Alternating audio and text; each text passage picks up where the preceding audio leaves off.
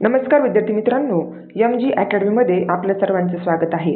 आज आपण तलाठी परीक्षेमधील सामान्य ज्ञान या विषयातील प्रश्नांचा सराव करूया। चला तर मग वेळ न घालवता आपण प्रश्नांकडे वळूया। प्रश्न क्रमांक 1, हुमायूं राजगादीवर कधी बसला? 1530 मध्ये। जैन साहित्याला काय म्हटले जाते? तर जैन साहित्याला आगम म्हटले जाते। द्वीप विकास प्राधिकरणाचा अध्यक्ष कोण असतो? द्वीप विकास प्राधिकरणाचा अध्यक्ष पंतप्रधान असतो। त्यानंतर भारतीय ध्वजाचे निर्माते कोण होते? तर भारतीय ध्वजाचे निर्माते जे होते ते पिंगली व्यंकय्या होते। उंची वाढल्यास वायुमंडली दाब कसा होतो? वायुमंडली दाब जो आहे उंची वाढल्यास घटतो। जीवनसत्व ए च्या कमतरतेमुळे कोणता रोग होतो? ए च्या कमतरतेमुळे रातांधळेपणा हा रोग होतो। त्यानंतर तंबाखू निषेध दिन कधी साजरा केला जातो? 31 मेला तंबाखू निषेध दिन साजरा केला जातो।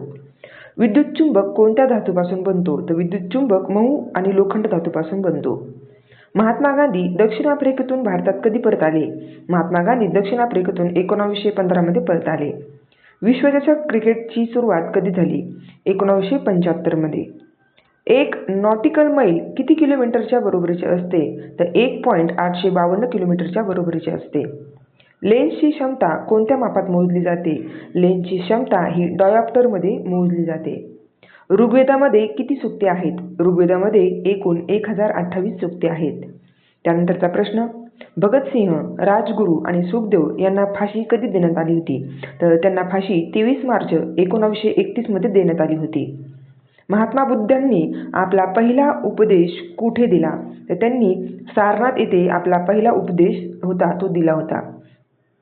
त्यानंतरचा प्रश्न, कोपा अमेरिका स्पर्धा ही कोणत्या खेळाशी संबंधित आहे? कोपा अमेरिका स्पर्धा ही फुटबॉल खेळाशी संबंधित आहे। कॉस्टिक सोडाचे रासायनिक नाव काय? Sodium hydroxide NaOH। आंबल्याचा स्वाद कसा असतो? आंबल्याचा स्वाद आंबट असतो। निळी क्रांती कोणाशी संबंधित आहे? निळी क्रांती मत्स्य उद्योगाशी संबंधित आहे। जामा मशीद कोणी बांधली? शहाजहा यांनी जामा मशीद बांधली होती। भारतीय संविधान केव्हा स्वीकारले गेले होते? 26 नोव्हेंबर 1949 रोजी। भारताचा पहिला विधिनिर्माता कोण मानला जातो? मनू यांना भारताचा पहिला विधिनिर्माता मानला जातो। आशियातील पहिले अभियांत्रिक महाविद्यालय रुडकी जे आहे ते कोणत्या राज्यात आहे? उत्तराखंडमध्ये। मुस्लिमांसाठी स्वतंत्र राष्ट्राचा प्रस्ताव कोणी दिला?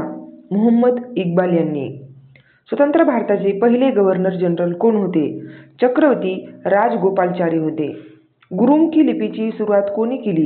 गुरु अंगद यांनी गुरुमुखी लिपीची सुरुवात केली। त्यानंतरचा प्रश्न, रबर उत्पादनामध्ये भारतातील अग्रगण्य राज्य कोणते? केरळ। संयुक्त राष्ट्राच्या चार्टरमध्ये किती कलमे आहेत? 111 कलमे।